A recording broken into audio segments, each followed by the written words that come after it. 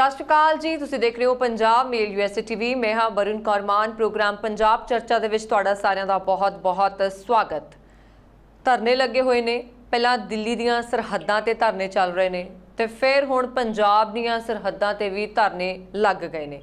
ਇਸ ਵਾਰੀ ਰੌਲਾ ਪਿਆ ਗੰਨੇ ਨੂੰ ਲੈ ਕੇ, ਹੋਰ ਵੀ ਬਹੁਤ ਸਾਰੇ विषय ने जिन्हां दे उत्ते चर्चा करनी बनती है। तो पंजाब चर्चा प्रोग्राम लैके हाज़र होए हैं तो अज चर्चा करांगे डॉक्टर उमिंदर सिंह जौल हुणां दे नाल, जो कि एक साहित्यकार भी ने, एसोसीएट प्रोफैसर भी ने, हैड ऑफ द डिपार्टमेंट भी ने पंजाबी विभाग दे विच। बहुत बहुत स्वागत है जौल साहब प्रोग्राम दे विच जी। बहुत बहुत मेहरबानी जी, बहुत बहुत मेहरबानी। गन्ने दा बकाया नहीं दे रही मिल्लां पिछले 3 सालां तो ते आखिरकार धरना लाउणा पिया, की कहोगे? इस तरह आ वरुण जी, मेहरबानी पहला तो तुसीं मैनूं अपनी गल करन दा मौका दे रहे हैं। और दूसरी गल, गन्ने दे मुद्दे ते किसान एक बार फिर जिहड़े आ ओह राहां ते उतरे आए आ और धरनियां दा राह उन्हां ने इख्तियार कीता आ। और गन्ने दा बकाया ते गन्ने दा समर्थन मुੱਲ दो चीज़ां जिहड़ियां आ ओह इस वेले दे किसान संघर्ष दा जिहड़ा बेस बणियां आ। परंतु इहदे पिछे इकल्ला यही मुद्दा नहीं गा, बेशक दिखाई ये दिंदा आ, परंतु नाल दी नाल लोक रोह जिहड़ा आ लंबे संघर्षां दा बिल्लां वाला लोक रोह जिहड़ा आ और सरकार दे वतीरे दा लोक जिहड़ा मसला आ कि सरकार चाहे केंद्र दी होवे चाहे स्टेट दी होवे, वो किसानां नूं असल च समझदी की आ, इन्हां सारियां गल्लां तो जिहड़ा आ वो सामने आ रहा आ। और शायद किते ना किते किसान भी और आम लोग भी ये समझदे आ कि सरकारां दी ये लोकां दे हितां तो परे हटी हुई मर्जी जिहड़ी आ वो लोकां नूं मंजूर नहीं की। और इसे लिए जिहड़ा आ ये गन्ना संघर्ष कमेटी जिहड़ी किसानां दी आ उन्हें ये राह अख्तियार कीता जां ये जिहड़ा आ वो राह अपनाया कि सरकार नूं जिहड़ा आ अपनी गल सुणाउणी आ ते मेन जिहड़े नैशनल हाईवे आ उन्हां नूं रोक के जिहड़ा आ सरकार ते एक प्रैशर बिल्ड करना आ। और मैं ये समझदा आ कि किसान जिहड़े आ वो इत्थे तक क्यों पहुंचे। और कल 20 तरीक सी और जदों तुसीं अखबारां देखदे आ, न्यूज़ देखदे आ, और 20 का धरना जिहड़ा आ नैशनल हाईवे नूं रोकण दा धरना पंजाब च है। और उसे वेले जिहड़ा आ वो पंजाब गवर्नमेंट जिहड़ा आ वो किसानां दे कर्जियां दी माफ़ी दा दी जिहड़ी आ अगली कड़ी शुरू करदी है राजीव गांधी दे नां ते भी कल दा दिन असीं इन्ने कर्जे माफ़ कर दित्ते आ, इन्ने जिहड़े आ वो बेज़मीने किसानां नूं मजदूरां नूं असीं माफ़ कीता आ। और मैं कहना ये चाहुंदा भी पोलीटिकली जिहड़ा आ वो मूव करना तां सरकारां नूं आउंदा आ, परंतु लोक मुद्दिआं नूं मुखातब होना शायद सरकारां दी प्रायोरिटी नहीं रहा। इसलिए ये धरनिआं दा ये संघर्षां दा राह जिहड़ा आ वो लोकां नूं अख्तियार करना पै रहा है जी। पिछले 3 सालों तो भाई नहीं वधाउंदी पंजाब सरकार, लारे लाई जाती है, 10 रुपए वाधा है। तो उधर हरियाणा सरकार जिसकी एक समय इन्नी आलोचना होंदी रही है, करनी भी बनती है उन्होंने आलोचना, पर दूजे पासे उन्हों का बकाया वध जाता है हरियाणे के किसानों का, पर पंजाब सरकार जिहड़े आ उन्हों दे भाव नहीं वधदे। हाँ बिल्कुल ठीक गल है। पंजाब दीयां पॉलिसियां चाहे वो किसानां बारे होवे, चाहे वो एजुकेशन सैक्टर बारे होवे, चाहे वो सारे दे सारे एम्पलाईज सैक्टर बारे होवे। और मैं तो इत्थों तक भी कहना चाहना भी सिर्फ यही मसले नहीं गे, पंजाब दी डिवेलपमेंट दे मसले भी असल च पंजाब गवर्नमेंट दीयां प्रायोरिटीज़ नहीं गे। हरियाणा हिमाचल साडे नाल लगदे सूबे आ और साडे चों जिहड़ा आ वो पैदा होए आ और वखरे होके जिहड़ा आ कित्थे तक पहुँच गए आ, चाहे वो सिक्ख्या आ चाहे किसानी का मुद्दा आ। बेशक किसानी के मुद्दे ते जिहड़ा आ वो बिल्लां दे जिहड़ा आ वो संदर्भ विच उन्हां ने सेंटर का साथ दिता और नहीं गल मन्नी और ना साथ दिता जिहड़ा वो किसानां दा। परंतु बाकी चीज़ां जे हरियाणा हिमाचल च कंपैरिजन च असीं देखीए तां वो लोकां वल लोकां दे हित च ज़्यादा अच्छी तरह भुगत रही स्टेट्स है पंजाब के मुकाबले। और पंजाब खुशहाल होने के बावजूद पंजाब सरकार जिहड़ी आ वो अपने रोने जिस तरह रोंदी आ कि साडे कोल पैसा नहीं गा और साडे कोल मैनेजमेंट जिहड़ी आ वो प्रॉपर हो नहीं रही। और तुसीं देखो कल्ले किसान गन्ने दे मसले ते नहीं बैठे, इत्थे 6वें पे कमीशन की रिपोर्ट ते किस तरह के संघर्ष सामने आ रहे आ और सरकार टस तो मस नहीं हो रही। और ये तो सानू जानी कि इस तरह का प्रभाव जिहड़ा आ एक बिल्कुल सधारण समझ वाले बंदे ते भी पै रहा आ कि सरकार असल च लोकां दी गल सुन के राजी ही नहीं गी। और ये पैसा जिहड़ा सरकार ने देना ये लोकां दा ਜੇ ਲੋਕ ਹੀ ਜਿਹੜੇ ਆ ਉਹ ਮੰਗ ਕੇ ਪਰੇਸ਼ਾਨ ਹੋ ਕੇ, ਔਰ ਇਹ ਸਿਰਫ ਮੰਗਣ ਦਾ ਜਾਂ ਧਰਨਿਆਂ ਦਾ ਰਾਹ ਨਹੀਂਗਾ, ਇਹਦੇ ਨਾਲ ਕਿੰਨੇ ਨੈਗੇਟਿਵ ਅਸਰ ਸੁਸਾਇਟੀ ਤੇ ਪੈਂਦੇ ਆ, ਸੁਸਾਇਟੀ ਦੇ ਕਿੰਨੇ ਕੰਮ ਰੁਕਦੇ ਆ। ਸਰਕਾਰ ਨੂੰ ਇਹ ਵੀ ਨਾਲ ਦੀ ਨਾਲ ਸੋਚਣਾ ਚਾਹੀਦਾ। ਔਰ ਇੱਕ ਨੈਸ਼ਨਲ ਹਾਈਵੇ ਦਾ 10 ਮਿੰਟ ਵੀ ਰੁਕਣਾ ਕਿੰਨੀ ਜਿਹੜੀ ਆ ਉਹ ਇਕੋਨਮੀ ਨੂੰ ਸੱਟ ਹੈ। ਇਹ ਕੌਣ ਦੱਸੇਗਾ ਸਰਕਾਰਾਂ ਨੂੰ? ਸਰਕਾਰਾਂ ਨੂੰ ਪਤਾ ਹੋਣ ਦੇ ਬਾਵਜੂਦ ਸਰਕਾਰਾਂ ਜੇ ਕੋਈ ਗੱਲ ਸੁਣ ਨਹੀਂ ਰਹੀਆਂ, ਕੋਈ ਹੱਲ ਲੱਭ ਨਹੀਂ ਰਹੀਆਂ, ਔਰ ਇੱਕ DC ਨੂੰ ਤੁਸੀਂ ਜਿਹੜਾ ਆ ਸਿੰਪਲ ਕਹਿੰਦੇ ਆ ਕਿ ਤੂੰ ਜਿਹੜਾ ਆ ਇਸ ਡਿਸਟ੍ਰਿਕਟ ਜਿਹੜਾ ਆ ਜਾ ਕੇ ਮਨਾ ਕੇ ਦੇਖਿਆ, ਇਹ ਗੱਲਾਂ ਸਾਨੂੰ ਬਹੁਤ ਜਣੀਆਂ ਜਿੱਦਾਂ ਕਹਿੰਦੇ ਆ ਵੀ ਅਸਲ ਰਾਹ ਦਿਖਾਈ ਨਹੀਂ ਦਿੰਦੀਆਂ। ਸਰਕਾਰ ਨੂੰ ਵੱਡੇ ਫੈਸਲੇ ਔਰ ਸੱਚੀ ਮੁੱਚੀ ਦੇ ਫੈਸਲੇ ਲੈਣ ਲਈ ਵੱਡੇ ਦਿਲ ਗੁਰਦੇ ਦਿਖਾਉਣੇ ਚਾਹੀਦੇ ਆ, ਔਰ ਲੰਮੀਆਂ ਪਲੈਨਿੰਗਾਂ ਨਾਲ ਇਸ ਚੀਜ਼ ਨੂੰ ਜੋੜਨਾ ਚਾਹੀਦਾ ਆ। ਇੱਕ ਪਾਸੇ ਨਾ ਪੰਜਾਬ ਸਰਕਾਰ ਕਹਿੰਦੀ ਹੈ ਕਿ ਅਸੀਂ ਕਿਸਾਨਾਂ ਦੇ ਨਾਲ ਆ, ਚਾਹੇ ਦਿੱਲੀ ਧਰਨਿਆਂ ਦੀ ਗੱਲ ਹੋਵੇ ਕਿ ਪੰਜਾਬ ਦੇ ਵਿੱਚ ਅਸੀਂ ਟੂਲ ਟੈਕਸਾਂ ਦੇ ਉੱਤੇ ਧਰਨੇ ਲਾਉਣ ਦਿੱਤੇ, ਅਸੀਂ ਪੂਰੀ ਹਮਾਇਤ ਕਰਦੇ ਹਾਂ, ਕਦੇ ਕਿਸਾਨਾਂ ਨੂੰ ਨਹੀਂ ਰੋਕਿਆ। ਚਲੋ ਮੰਨਿਆ ਉਹਨਾਂ ਨੇ ਕਦੇ ਵੀ ਨਹੀਂ ਰੋਕਿਆ ਕਿ ਪੰਜਾਬ 'ਚ ਇੱਥੇ ਕਿਸਾਨਾਂ ਦੇ ਲਈ ਧਰਨੇ ਨਾ ਲਾਓ, ਨਾ ਹੀ ਕਦੇ ਪਰੇਸ਼ਾਨ ਕੀਤਾ ਗਿਆ ਪੰਜਾਬ ਸਰਕਾਰ ਦੇ ਵੱਲੋਂ। ਪਰ ਇਹ ਵੀ ਤਾਂ ਇੱਕ ਤਰੀਕਾ ਹੀ ਆ ਕਿਸਾਨਾਂ ਨੂੰ ਪਰੇਸ਼ਾਨ ਕਰਨ ਦਾ। ਇੱਕ ਪਾਸੇ ਅਸੀਂ ਆਹ ਰੰਗ ਦਿਖਾ ਰਹੇ ਹਾਂ ਤੇ ਦੂਜੇ ਪਾਸੇ ਆਹ ਸਾਰਾ ਕੁਛ। ਇੱਕ ਇਹਦੇ 'ਚ ਮੈਂ ਇਹਨੂੰ ਗੱਲ ਨੂੰ ਇਸ ਤਰ੍ਹਾਂ ਵੀ ਦੇਖਣਾ ਚਾਹੁੰਦਾ ਹਾਂ ਵੀ ਕਾਂਗਰਸ ਦੀ ਸਰਕਾਰ ਹੈ ਪੰਜਾਬ ਵਿੱਚ, ਔਰ ਉਹ ਕਿਸਾਨਾਂ ਦੇ ਹੱਕ ਵਿੱਚ ਭੁਗਤਣ ਦਾ ਜਿਹੜਾ ਨਾਅਰਾ ਬੁਲੰਦ ਕਰਦੀ, ਜਿਹੜਾ ਕਿ ਕਿਸਾਨਾਂ ਨੂੰ ਸੂਟ ਕਰਦਾ, ਚਲੋ ਮੰਨ ਲਿਆ ਇਹ ਗੱਲ, ਪਰੰਤੂ ਉਹਦਾ ਦੂਜਾ ਆਸਪੈਕਟ ਵੀ ਸਮਝਣ ਦੀ ਲੋੜ ਹੈ ਵੀ ਕਿਸਾਨਾਂ ਦੇ ਹੱਕ ਵਿੱਚ ਉਹ ਬਿੱਲਾਂ ਦੇ ਰੂਪ 'ਚ ਜਿਹੜਾ ਆ ਉਹ ਕਿਉਂ ਭੁਗਤ ਰਹੀ ਆ? ਕਿਉਂਕਿ ਸੈਂਟਰ ਵਿੱਚ BJP ਦੀ ਗਵਰਨਮੈਂਟ ਹੈ। ਇਸ ਲਈ ਉਹਦਾ ਇਸ ਰੂਪ 'ਚ ਕਿਸਾਨਾਂ ਦੇ ਹੱਕ 'ਚ ਭੁਗਤਣਾ ਸਾਡੇ ਲਈ ਜਾਂ ਕਿਸਾਨਾਂ ਲਈ ਅੱਛੀ ਗੱਲ ਹੈ, ਪਰੰਤੂ ਰੀਜ਼ਨ ਇਸ ਗੱਲ ਤੋਂ ਤਾਂ ਬਿਲਕੁਲ ਹੀ ਸਪਸ਼ਟ ਹੋ ਗਿਆ ਵੀ ਗੰਨੇ ਦੇ ਸਮਰਥਨ ਮੁੱਲ ਤੇ ਜੇ ਉਹ ਕਿਸਾਨਾਂ ਦੇ ਨਾਲ ਨਹੀਂ ਗੀ, ਜਿਹੜਾ ਕਿ ਇਹਨਾਂ ਦੇ ਆਪਣੇ ਹੱਥ ਹੈ। ਜੋ ਤੁਸੀਂ ਆਪ ਕਰ ਸਕਦੇ ਆ ਉਹ ਤੁਸੀਂ ਕਰਕੇ ਰਾਜੀ ਨਹੀਂ ਗੇ, ਔਰ ਜਿਹੜੇ ਕਿਸੇ ਹੋਰ ਨੇ ਕਰਨਾ ਆ ਉੱਥੇ ਤੁਸੀਂ ਨਾਲ ਖੜੇ ਆ, ਉੱਥੇ ਤੁਸੀਂ ਜਿਹੜਾ ਆ ਉਹ ਸੈਂਟਰਲ ਗਵਰਨਮੈਂਟ ਨੂੰ ਤੁਸੀਂ ਕਹਿ ਰਹੇ ਆ ਤੁਸੀਂ ਕਰੋ, ਪਰੰਤੂ ਜੋ ਤੁਹਾਡੇ ਹੱਥ ਵੱਸ ਹੈ, ਜੋ ਤੁਸੀਂ ਕਰਨਾ ਆ, ਜੇ ਉਹ ਤੁਸੀਂ ਨਹੀਂ ਕਰ ਰਹੇ ਤਾਂ ਤੁਹਾਡੇ ਨਾਲ ਹੋਣ ਦੇ ਮੀਨਿੰਗ ਜਿਹੜੇ ਆ ਉਹ ਫਿਰ ਸ਼ੱਕੀ ਹੋ ਰਹੇ ਆ। ਇਸ ਤਰ੍ਹਾਂ ਦੀ ਸਮਝ ਜਿਹੜੀ ਆ ਉਹ ਸਾਰੇ ਪਾਸੇ ਡਿਵੈਲਪ ਹੋ ਰਹੀ ਆ ਵੀ ਕਿਸਾਨਾਂ ਦੇ ਨਾਲ ਹੋਣਾ ਤੇ ਕੀ ਸਿਰਫ ਨਾਅਰੇ ਦੀ ਪੱਧਰ ਤੇ ਤਾਂ ਨਹੀਂਗਾ, ਸਿਰਫ ਛੜਾਵੇ ਦੀ ਪੱਧਰ ਤੇ ਤਾਂ ਨਹੀਂਗਾ। ਇਹ ਚੀਜ਼ਾਂ ਜਿਹੜੀਆਂ ਆ ਉਹ ਲੋਕਾਂ 'ਚ ਜਾਂ ਸਾਹਿਤਕਾਰਾਂ 'ਚ ਜਾਂ ਜਿਹੜਾ ਆ ਉਹ ਬੁੱਧੀਜੀਵੀਆਂ 'ਚ ਸਾਹਮਣੇ ਆਉਣੀਆਂ ਸ਼ੁਰੂ ਹੋ ਗਈਆਂ। ਇਸ ਲਈ ਇੱਥੇ ਵਿੱਤ ਮੰਤਰੀ ਨੂੰ, ਇੱਥੇ ਜਿਹੜਾ ਆ ਉਹ ਮੁੱਖ ਮੰਤਰੀ ਨੂੰ ਔਰ ਬਾਕੀ ਮਿਨਿਸਟਰੀ ਨੂੰ ਵੀ ਸੋਚਣਾ ਚਾਹੀਦਾ ਵੀ ਇਸ ਤਰ੍ਹਾਂ ਦੇ ਨੈਗੇਟਿਵ ਜਿਹੜੇ ਆ ਉਹ ਪ੍ਰਭਾਵ ਸਰਕਾਰ ਦੇ ਲੋਕਾਂ ਤੇ ਪੈ ਜਾਣ ਤੇ ਇਹ ਭਵਿੱਖ ਲਈ ਕੋਈ ਬਹੁਤ ਅੱਛੀ ਚੀਜ਼ ਨਹੀਂ ਹੁੰਦੀ। ਇੱਕ ਵਿਸ਼ਵਾਸ ਟੁੱਟਦਾ ਆ, ਔਰ ਉਹ ਵਿਸ਼ਵਾਸ ਕਰਕੇ ਜਿਹੜਾ ਆ ਉਹ ਸੁਸਾਇਟੀ ਚੱਲ ਰਹੀ ਹੁੰਦੀ ਆ, ਔਰ ਵਿਸ਼ਵਾਸ ਉਹ ਪੋਲੀਟੀਕਲ ਵੀ ਹੁੰਦਾ ਆ, ਉਹ ਸੋਸ਼ਲ ਵੀ ਹੁੰਦਾ ਆ। ਇਸ ਲਈ ਸਰਕਾਰ ਨੂੰ ਬਹੁਤ ਜਲਦੀ ਇਹਨਾਂ ਮੁੱਦਿਆਂ ਤੇ ਜਿਹੜਾ ਆ ਉਹ ਬੜੀ ਸੰਜੀਦਗੀ ਨਾਲ ਮੁਖਾਤਬ ਹੋਣ ਦੀ ਲੋੜ ਹੈ। ਜੀ, ਧਰਨਿਆਂ ਦੀ ਗੱਲ ਹੈ, ਹਰ ਪਾਸੇ ਧਰਨੇ ਨਜ਼ਰ ਆ ਰਹੇ ਆ। ਕਿਤੇ ਮੁਲਾਜ਼ਮਾਂ ਵੱਲੋਂ ਧਰਨੇ ਦਿੱਤੇ ਜਾ ਰਹੇ ਆ, ਕਦੇ ਬਿਜਲੀ ਨਹੀਂ ਆ ਰਹੀ ਸੀ, ਪਿਛਲੇ ਕੁਝ ਦਿਨਾਂ ਦੀ ਗੱਲ ਹੈ ਜਦੋਂ ਝੋਨੇ ਲੱਗਣੇ ਸ਼ੁਰੂ ਹੋਏ ਆ ਉਦੋਂ ਧਰਨੇ ਦੇਣੇ ਪਏ। ਏਦਾਂ ਲੱਗਦਾ ਹੈ ਕਿ ਧਰਨਿਆਂ ਬਿਨਾਂ ਹੁਣ ਸਰਕਾਰ ਦੀ ਅੱਖ ਹੀ ਨਹੀਂ ਖੁੱਲਦੀ।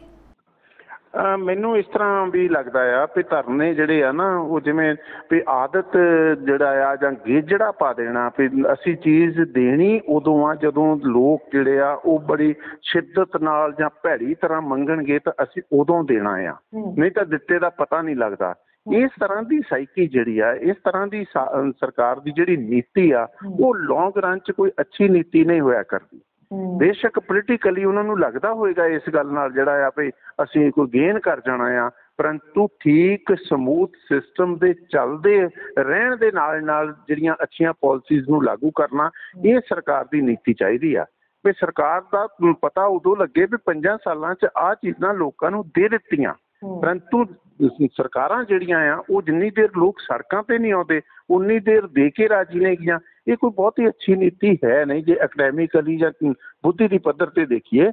ਇਹ ਇੱਕ ਜਿਹੜਾ ਆ ਉਹ ਇਸ ਤਰ੍ਹਾਂ ਦਾ ਆ ਵੀ ਤੁਸੀਂ ਦਿਖਾਵਾ ਕਰਦੇ ਆ। ਜੇ ਕੱਲ ਨੂੰ ਗੰਨੇ ਦਾ ਸਮਰਥਨ ਮੁੱਲ ਇਹਨਾਂ ਲੋਕਾਂ ਨੂੰ ਖਰਾਬ ਕਰਕੇ ਦੇ ਵੀ ਦਿੱਤਾ, ਵਧਾ ਵੀ ਦਿੱਤਾ, ਤੇ ਲੋਕਾਂ ਦੀ ਪਰੇਸ਼ਾਨੀ ਦਾ ਮੁੱਲ ਕਿਵੇਂ ਤਾਰਨਾ ਆ? ਹੁਣ ਕੱਲ ਨੂੰ ਰੱਖੜੀ ਦਾ ਤਿਉਹਾਰ ਹੈ ਔਰ ਕਿੰਨੇ ਲੋਕਾਂ ਨੇ ਇਹਦੇ ਵਿੱਚ ਇਨਵੋਲਵ ਹੋਣਾ, ਕਿੰਨੇ ਕਿ ਮੈਂ ਕਹਿੰਦਾ ਸਾਰੀ ਦੁਨੀਆ ਨੇ ਇਹਦੇ ਵਿੱਚ ਇਨਵੋਲਵ ਹੋਣਾ। ਜੇ ਸੜਕਾਂ ਤੇ ਤੁਹਾਨੂੰ ਜਾਣ ਦਾ ਰਾਹ ਹੀ ਨਹੀਂ ਗਾ, ਜੇ ਤੁਹਾਨੂੰ ਆਪਣੇ ਰਿਸ਼ਤੇਦਾਰਾਂ ਆਪਣੀਆਂ ਭੈਣਾਂ ਭਰਾਵਾਂ ਕੋਲ ਪਹੁੰਚਣ ਦਾ ਮਾਰਗ ਹੀ ਕਲੀਅਰ ਨਹੀਂ ਹੈਗਾ, ਔਰ ਫਿਰ ਤੁਸੀਂ ਅਸਲ 'ਚ ਲੋਕਾਂ ਲਈ ਕਿੱਥੇ ਆ?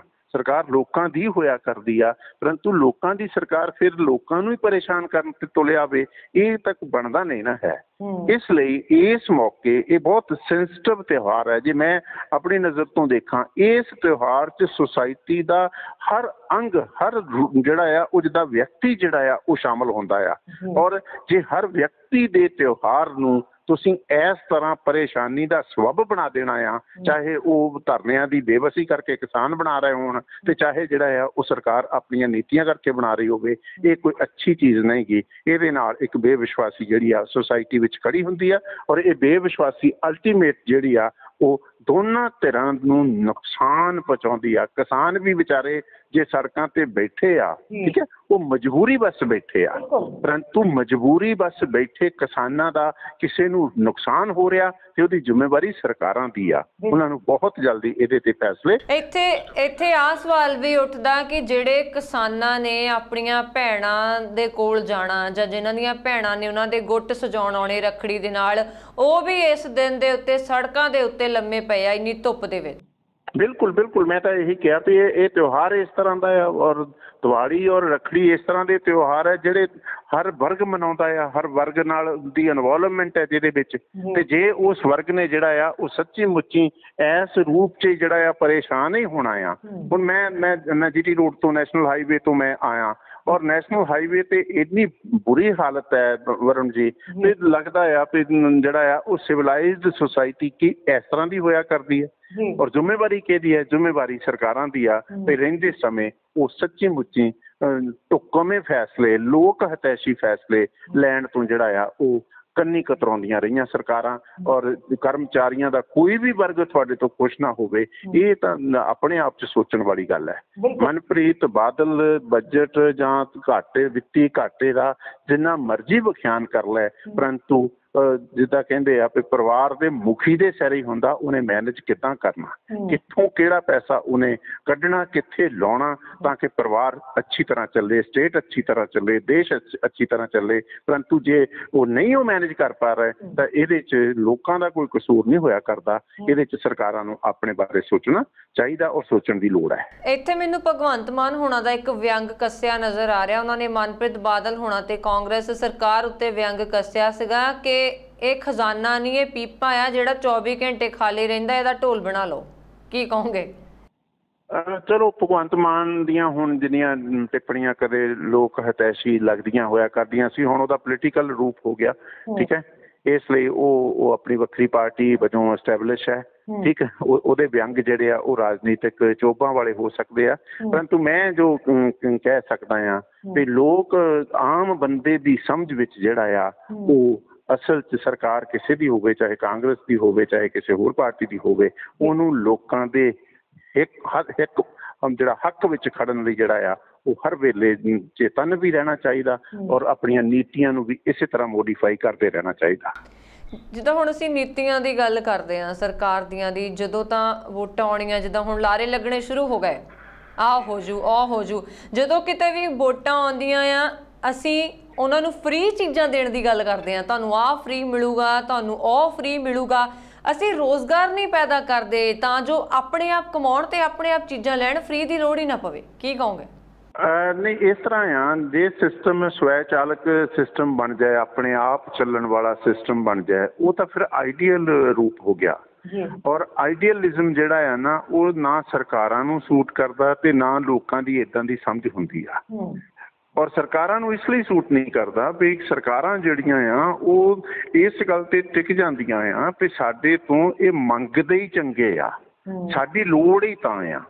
ਜੇ ਇਹਨਾਂ ਨੇ ਆਪੇ ਕਮਾਉਣਾ, ਆਪੇ ਖਾਣਾ ਆ ਤੇ ਫਿਰ ਸਾਡੀ ਬੁੱਕਤ ਨਹੀਂ ਰਹਿਣੀ। ਇਸ ਤਰ੍ਹਾਂ ਦੀ ਜਿਹੜੀ ਆ ਉਹ ਸਮਝ ਜਿਹੜੀ ਆ ਜਦੋਂ ਛੋਟੇ ਦਾਈਏ ਵਾਲੀਆਂ ਪੋਲੀਟੀਕਲ ਪਾਰਟੀਆਂ ਦੀ ਜਾਂ ਲੀਡਰਾਂ ਦੀ ਬਣ ਜਾਂਦੀ ਆ, ਉਹ ਫਿਰ ਤੁਹਾਨੂੰ ਹੈਂਡ ਟੂ ਮਾਊਥ ਹੀ ਰੱਖਦੇ ਆ। ਉਹਨਾਂ ਕਿ ਤੁਹਾਨੂੰ ਦਿੰਦੇ ਆ, ਉਨੀ ਕੁ ਤਨਖਾਹ ਦਿੰਦੇ ਆ, ਉਨੀ ਕੀ ਤੁਹਾਡੀ ਫੈਕਟਰੀ ਚੱਲਣ ਦਿੰਦੇ ਆ ਵੀ ਤੁਸੀਂ ਉਹਨਾਂ ਦੇ ਮੋਹਰੇ ਇੱਕ ਤਰ੍ਹਾਂ ਨਾਲ ਇਸ ਤਰ੍ਹਾਂ ਧਰਨਿਆਂ ਦੇ ਰੂਪ ਚ ਕੁਛ ਨਾ ਕੁਛ ਮੰਗਦੇ ਰਹੋ। ਉਹਨਾਂ ਦੀ ਈਗੋ ਨੂੰ ਪੱਠੇ ਪੈਂਦੇ ਰਹਿੰਦੇ ਆ। ਇਸ ਲਈ ਪੋਲੀਟੀਕਲ ਜਿਹੜਾ ਸਿਸਟਮ ਹੈ ਉਹਨੂੰ ਸਾਨੂੰ ਜਿਹੜਾ ਆ ਉਹ ਨਵੇਂ ਸਿਰੇ ਤੋਂ ਨਵੀਂ ਜਿਹੜੀ ਆ ਉਹ ਜਿੱਦਾਂ ਕਹਿੰਦੇ ਆ ਵੀ ਪੀੜ੍ਹੀ ਆ ਜਿਹੜੀ ਪੈਦਾ ਹੋ ਰਹੀ ਆ ਉਹਨੂੰ ਸਮਝਣ ਦੀ ਲੋੜ ਹੈ ਵੀ ਇਹ ਸਿਸਟਮ ਅਸਲ ਵਿੱਚ ਨਵੀਂ ਪੀੜ੍ਹੀ ਨੂੰ ਸਵੈ ਚਾਲਕ ਰੂਪ ਜਿਹੜਾ ਆਪੇ ਚੱਲੇ, ਆਪੇ ਜਨਰੇਟ ਕਰੇ, ਆਪੇ ਉਹ ਅੱਗੇ ਜਿਹੜਾ ਆ ਉਹ ਖਰਚੇ ਨੂੰ ਅਸੀਂ ਜਿਹੜਾ ਆ ਉਹ ਪਲਾਨ ਕਰੀਏ। ਇਸ ਤਰ੍ਹਾਂ ਦੇ ਸਿਸਟਮ ਤਾਂ ਫਿਰ ਆਈਡੀਅਲ ਸਿਸਟਮ ਹੋਣਗੇ ਨਾ, ਔਰ ਉਹਦੇ ਲਈ ਅਜੇ ਸਮਝ ਪੈਦਾ ਹੋਏਗੀ, ਅਜੇ ਸਾਨੂੰ ਸੰਘਰਸ਼ਾਂ ਦਾ ਜਿਹੜਾ ਆ ਉਹ ਵੱਖਰਾ ਰੂਪ ਖੜਾ ਕਰਨਾ ਪਏਗਾ। ਹੁਣ ਅਸੀਂ ਜੇ ਮੈਂ ਹੋਰ ਐਨਾਲਿਸਿਸ ਇਹਨੂੰ ਬਿਹਤਰ ਤਰੀਕੇ ਨਾਲ ਕਰਨ ਦਾ ਯਤਨ ਕਰਾਂ, ਇਹ ਗੰਨੇ ਦੇ ਸਮਰਥਨ ਮੁੱਲ ਦਾ ਮਸਲਾ ਹੱਲ ਹੋ ਜਾਣਾ, ਅਸੀਂ ਵੀ ਸ਼ਾਂਤੀ ਨਾਲ ਬੈਠ ਜਾਣਾ, ਔਰ ਅੱਗੇ ਫਿਰ ਜਿਹੜਾ ਆ ਉਹ ਕਣਕ ਦਾ ਸਮਰਥਨ ਮੁੱਲ, ਫਿਰ ਝੋਨੇ ਦਾ ਸਮਰਥਨ ਮੁੱਲ, ਅਸੀਂ ਵੀ ਪਾਰਟਸ ਵਿੱਚ ਹੀ ਜ਼ਿੰਦਗੀ ਚਾਹੁੰਦੇ ਹਾਂ। ਅਸੀਂ ਵੀ ਇੱਕ ਵਾਰੀ ਪੇ ਕਮਿਸ਼ਨ ਆ ਗਿਆ, ਪਰੰਤੂ 5 ਸਾਲ ਡੀਏ ਤੱਕ ਫਰੀਜ਼ ਰਿਹਾ, ਸਾਡਾ 2.5 ਸਾਲ ਡੀਏ ਫਰੀਜ਼ ਰਿਹਾ, ਔਰ 6 ਸਾਲ ਤੋਂ 7 ਸਾਲ ਤੋਂ ਡੀਏ ਦੇ ਬਕਾਏ ਬਾਕੀ ਆ, ਔਰ ਉਹ ਬਕਾਏ ਹੀ ਮਿਲ ਜਾਣ ਤਾਂ ਪੇ ਕਮਿਸ਼ਨ ਨਾਲੋਂ ਵੱਡੀ ਚੀਜ਼ ਹੈ। ਮਨਪ੍ਰੀਤ ਬਾਦਲ ਫਾਈਨਾਂਸ ਮਿਨਿਸਟਰ ਹੈ, ਪਰੰਤੂ ਫਾਈਨਾਂਸ ਮਿਨਿਸਟਰ ਨੂੰ ਅਸੀਂ ਇਹ ਸਵਾਲ ਕਿਉਂ ਨਹੀਂ ਕਰਦੇ ਵੀ 7 ਸਾਲ 14 ਤੋਂ ਲੈ ਕੇ ਜਾਂ 15 ਤੋਂ ਲੈ ਕੇ ਜੋ ਡੀਏ ਦੇ ਬਕਾਏ ਰਹਿੰਦੇ ਆ, ਜੇ ਉਹੀ ਦੇ ਦਿੱਤੇ ਜਾਣ ਤੇ ਤੁਹਾਡੀ ਤਨਖਾਹ ਦਾ 20% ਲਗਭਗ ਵੱਧ ਜਾਂਦਾ ਆ।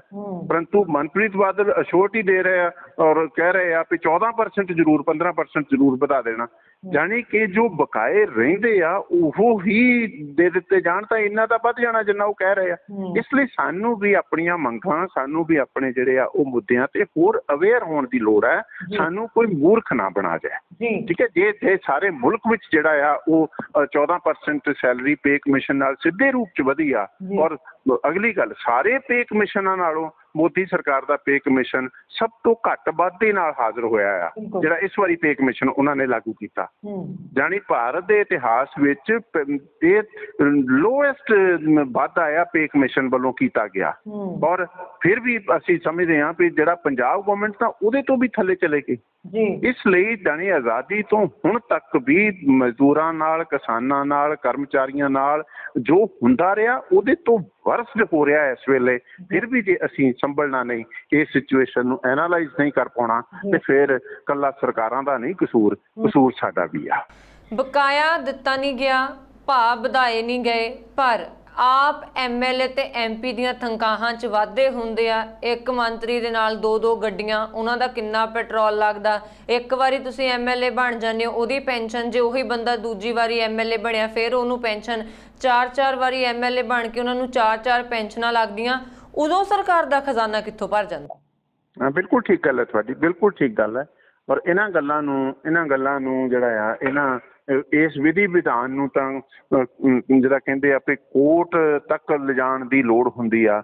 ਇਹ ਜਸਟਿਸ ਸਾਨੂੰ ਕਿਹਨੇ ਦੇਣਾ ਆ? ਔਰ ਅਗਲੀ ਗੱਲ ਹੈ ਵੀ ਜਿਨ੍ਹਾਂ ਬਾਰੇ ਗੱਲ ਕਰਦੇ ਆ ਉਹਨਾਂ ਨੇ ਤਾਂ ਕਾਨੂੰਨ ਬਣਾਉਣੇ ਆ। ਔਰ ਜੇ ਤੁਸੀਂ ਜਿੱਦਾਂ ਕਹਿੰਦੇ ਆ 4 ਪੈਨਸ਼ਨਾਂ ਦਾ ਸਵਾਲ ਖੜਾ ਕਰਦੇ ਆ, ਬਹੁਤ ਸਾਰੇ ਮੈਂ ਵੀ ਸੁਣਿਆ ਇਹ ਚੀਜ਼ ਵੀ ਇਸ ਤਰ੍ਹਾਂ ਹੈ ਤੇ ਜਿਹਨਾਂ ਲੋਕਾਂ ਨੇ ਇਹ ਪਾਸ ਕੀਤਾ ਉਹੀ ਤਾਂ ਲੈਣ ਵਾਲੇ ਆ। ਇਸ ਲਈ ਵੈਸੇ ਹੀ ਇੱਕ ਜਿਹੜਾ ਨੈਚੁਰਲ ਜਸਟਿਸ ਦੀ ਗੱਲ ਹੈ ਵੀ ਜੇ ਮੈਂ ਬੈਨੀਫਿਸ਼ਰੀ ਹਾਂ ਤੇ ਮੈਂ ਹੀ ਆਪਣੇ ਬਾਰੇ ਕਾਨੂੰਨ ਕਿੱਦਾਂ ਬਣਾ ਸਕਦਾ, ਇਹਦੇ ਬਾਰੇ ਵੀ ਸਾਨੂੰ ਰੀਥਿੰਕ ਕਰਨ ਦੀ ਲੋੜ ਹੈ ਸੰਵਿਧਾਨਕ ਤੌਰ ਤੇ।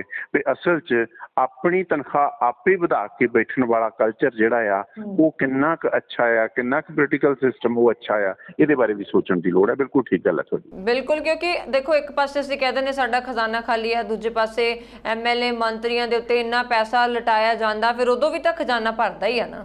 ਨਾ ਬਿਲਕੁਲ ਜੀ, ਬਿਲਕੁਲ ਠੀਕ ਗੱਲ ਹੈ ਤੁਹਾਡੀ ਜੀ। ਤੇ ਜਿੱਦਾਂ ਹੁਣ ਵੋਟਾਂ ਲਾਗੇ ਆ ਰਹੀਆਂ ਤੇ ਵੋਟਾਂ ਪਾਉਣ ਵੇਲੇ ਅਸੀਂ ਬਹੁਤ ਸਾਰੀਆਂ ਚੀਜ਼ਾਂ 'ਚ ਲੰਘਦੇ ਹਾਂ ਜਿੱਥੇ ਤੁਹਾਨੂੰ ਲਾਲਚ ਦਿੱਤੇ ਜਾਂਦੇ ਆ ਵੋਟਰਾਂ ਨੂੰ, ਤੇ ਵੋਟਰ ਵੀ ਹਮੇਸ਼ਾ ਕਈ ਇੱਦਾਂ ਦੇ ਦੇਖਣ 'ਚ ਆਉਂਦੇ ਆ ਜਿਹੜੇ ਕਹਿ ਦਿੰਦੇ ਆ ਕਿ ਸਾਡਾ ਤਾਂ ਸ਼ੁਰੂ ਤੋਂ ਖਾਨਦਾਨ ਕਾਂਗਰਸੀ ਰਿਹਾ, ਸਾਡਾ ਤਾਂ ਸ਼ੁਰੂ ਤੋਂ ਖਾਨਦਾਨ ਅਕਾਲੀ ਰਿਹਾ। ਅਸੀਂ ਵੀ ਤਾਂ ਖਾਨਦਾਨੀ ਤੌਰ ਤੇ ਆਪਣੀ ਪਾਰਟੀ ਚੁਣਦੇ ਹਾਂ, ਅਸੀਂ ਵੀ ਤਾਂ ਗੁਰੇਜ਼ ਕਰ ਜਾਂਦੇ ਹਾਂ ਇਹਨਾਂ ਚੀਜ਼ਾਂ ਤੋਂ ਕਿ ਐਤਕੀ ਆਹ ਚੀਜ਼ ਗਲਤ ਹੋਈ ਆ, ਆਹ ਨੀਤੀ ਅਪਣਾਉਣੀ ਆ। नहीं ठीक है ਤੁਹਾਡੀ ਗੱਲ, ਖਾਨਦਾਨੀ ਸ਼ਬਦ ਬੋਲ ਲਓ ਜਾਂ ਤੁਹਾਡੀ ਟ੍ਰੈਡੀਸ਼ਨ ਬੋਲ ਲਓ ਜਾਂ ਜੋ ਮਰਜ਼ੀ ਤੁਸੀਂ ਸ਼ਬਦ ਬੋਲ ਲਓ। ਅਸਲ 'ਚ ਗੱਲ ਇਹ ਆ ਵੀ ਸਾਨੂੰ ਥਿਓਰੈਟੀਕਲੀ ਪੋਲੀਟੀਕਲ ਸਿਸਟਮ ਔਰ ਸੋਸ਼ਲ ਸਿਸਟਮ ਦੀ ਸਮਝ ਚਾਹੀਦੀ ਆ ਵੀ ਸਾਡੇ ਅਧਿਕਾਰ ਕੀ ਆ, ਸਾਡੇ ਹੱਕ ਕੀ ਆ। ਠੀਕ ਹੈ। ਔਰ ਦੂਸਰੀ ਗੱਲ ਇਹ ਆ ਵੀ ਸਾਨੂੰ ਸਰਕਾਰਾਂ ਜੋ ਦਿੰਦੀਆਂ ਆ ਉਹ ਸਾਡੇ ਤੇ ਆਸਾਨ ਕਰਦੀਆਂ ਆ ਜਾਂ ਸਾਡਾ ਉਹ ਹੱਕ ਬਣਦਾ ਆ। ਬਿਲਕੁਲ। ਇਸ ਲਈ ਇਹ ਫਰਕ ਜਿਹੜੇ ਸੂਖਮ ਫਰਕ ਹੈ ਇਹ ਤੁਹਾਡੀ ਸੂਝ ਦੀ ਡਿਵੈਲਪਮੈਂਟ ਨਾਲ ਜੁੜੇ ਹੋਏ ਆ। ਜੇ ਤੁਹਾਡੀ ਸੂਝ ਦਾ ਜਿਹੜਾ ਆ ਲੈਵਲ ਇਹ ਆ ਵੀ ਮੇਰੀ ਤਾਂ ਕਿਸਮਤ ਹੀ ਪ੍ਰਮਾਤਮਾ ਨੇ ਇੱਦਾਂ ਦੀ ਲਿਖੀ ਆ, ਮੈਨੂੰ ਤਾਂ ਇੰਨਾ ਹੀ ਕੁਛ ਮਿਲਣਾ ਆ, ਮੇਰੀ ਕਿਸਮਤ 'ਚ ਹੀ ਇਹ ਇੰਨੀ ਤਨਖਾਹ ਲਿਖੀ ਆ, ਇੰਨੀ ਮਜ਼ਦੂਰੀ ਲਿਖੀ ਆ, ਇਹ ਤੋਂ ਵੱਧ ਮੈਨੂੰ ਮਿਲ ਨਹੀਂ ਸਕਦੀ, ਤਾਂ ਫਿਰ ਸਰਕਾਰਾਂ ਜਿਹੜੀਆਂ ਆ ਨਾ ਉਹ ਬਹੁਤ ਖੁਸ਼ ਜਿਹੜਾ ਆ ਉਹ ਵਾਤਾਵਰਨ 'ਚ ਵਿਚਰਦੀਆਂ ਰਹਿਣਗੀਆਂ ਔਰ ਤੁਸੀਂ ਸਾਰੀ ਉਮਰ ਜਿਹੜਾ ਆ ਉਹ ਆਪਣੀ ਕਿਸਮਤ ਤੇ ਰੋਂਦੇ ਰਹੋਗੇ। ਇਸ ਲਈ ਤੁਹਾਨੂੰ ਪੜ੍ਹਾਈ ਲਿਖਾਈ ਤੁਹਾਨੂੰ ਕੀ ਦੱਸਦੀ ਆ, ਤੁਹਾਨੂੰ ਕਰਮ ਦੇ ਅਸਲ 'ਚ ਅਰਥ ਸਮਝਾਉਂਦੀ ਆ ਤੇ ਜਿੰਨਾ ਤੁਸੀਂ ਕਰਮ ਕਮਾਉਣਾ ਆ ਉਹਦਾ ਤੁਹਾਨੂੰ ਮਿਹਨਤਾਨਾ ਤੁਹਾਨੂੰ ਆਪਣੇ ਆਪ ਮਿਲਣਾ ਚਾਹੀਦਾ। ਔਰ ਜੇ ਉਹ ਮਿਹਨਤਾਨਾ ਤੁਹਾਨੂੰ ਨਹੀਂ ਮਿਲਦਾ ਤੇ ਕਿਤੇ ਨਾ ਕਿਤੇ ਪੋਲੀਟੀਕਲ ਸਿਸਟਮ ਵਿੱਚ ਕਾਣ ਹੈ ਔਰ ਉਹ ਕਾਣ ਜਿਹੜੀ ਆ ਉਹ ਤੁਹਾਨੂੰ ਐਜੂਕੇਸ਼ਨ ਦੇ ਮਾਧਿਅਮ ਰਾਹੀਂ, ਸਿੱਖਿਆ ਦੇ ਮਾਧਿਅਮ ਰਾਹੀਂ ਪਤਾ ਕਰਨ ਦੀ ਲੋੜ ਪੈਣੀ ਆ ਔਰ ਉਹ ਤੁਹਾਨੂੰ ਕਿਸੇ ਰਾਜਨੀਤਿਕ ਪਾਰਟੀ ਨੇ ਦੱਸਣੀ ਨਹੀਂ ਗੀ। ਔਰ ਮੈਂ ਤੁਹਾਨੂੰ ਦੂਸਰੀ ਗੱਲ ਵੀ ਇੱਥੇ ਜੋੜਨਾ ਚਾਹੁੰਦਾ ਵੀ ਸਿੱਖਿਆ ਵੀ ਤੁਹਾਨੂੰ ਇਸੇ ਲਈ ਅੱਛੀ ਨਹੀਂ ਦਿੱਤੀ ਜਾਣੀ ਸਰਕਾਰਾਂ ਦੇ ਪੱਧਰ ਤੇ ਕਿ ਤੁਹਾਨੂੰ ਉਸ ਕਾਣ ਦਾ ਪਤਾ ਨਾ ਲੱਗ ਜਾਏ। ਇਸ ਲਈ ਇਸ ਸਿਚੁਏਸ਼ਨ ਨੂੰ ਸਮਝਣ ਲਈ ਅਸਲ 'ਚ ਸੁਸਾਇਟੀ ਵਿੱਚ ਜਿਹੜੇ ਜਿੰਨੇ ਲੋਕ ਇਨਵੋਲਵ ਹੈ ਔਰ ਸਮਝਦੇ ਆ ਉਹ ਅੱਛਾ ਸੁਸਾਇਟੀ, ਵਧੀਆ ਸੁਸਾਇਟੀ ਸਮਾਜ ਬਣਾਉਣਾ ਚਾਹੁੰਦੇ ਆ, ਉਹਨਾਂ ਨੂੰ ਸਿੱਖਿਆ ਦੇ ਇਸ ਖੇਤਰ 'ਚ ਕੰਮ ਕਰਨ ਦੀ ਲੋੜ ਹੈ ਵੀ ਲੋਕਾਂ ਨੂੰ ਆਪਣੇ ਹੱਕਾਂ ਤੋਂ, ਆਪਣੇ ਫਰਜ਼ਾਂ ਤੋਂ ਜਾਣੂ ਕਰਵਾਇਆ ਜਾਏ। ਅਸਲ 'ਚ ਸਰਕਾਰ ਨੇ ਫਰੀ ਦੇਣਾ ਨਹੀਂ ਹੁੰਦਾ, ਅਸਲ 'ਚ ਜੋ ਤੁਹਾਡੀ ਲੋੜ ਹੈ ਉਹ ਸਰਕਾਰ ਨੇ ਪੂਰੀ ਕਰਨ ਦਾ ਸਰਕਾਰ ਦਾ ਜ਼ਿੰਮਾ ਆ ਔਰ ਜੇ ਉਹ ਜ਼ਿੰਮਾ ਨਹੀਂ ਨਿਭਾਉਂਦੀ ਤਾਂ ਉਹ ਦੋਸ਼ੀ ਆ। ਜੇ ਦੇ ਦਿੰਦੀ ਆ ਤੇ ਬੱਲੇ ਬੱਲੇ ਕਰਨ ਦੀ ਲੋੜ ਨਹੀਂ, ਉਹ ਤਾਂ ਤੁਹਾਡਾ ਹੱਕ ਬਣਦਾ।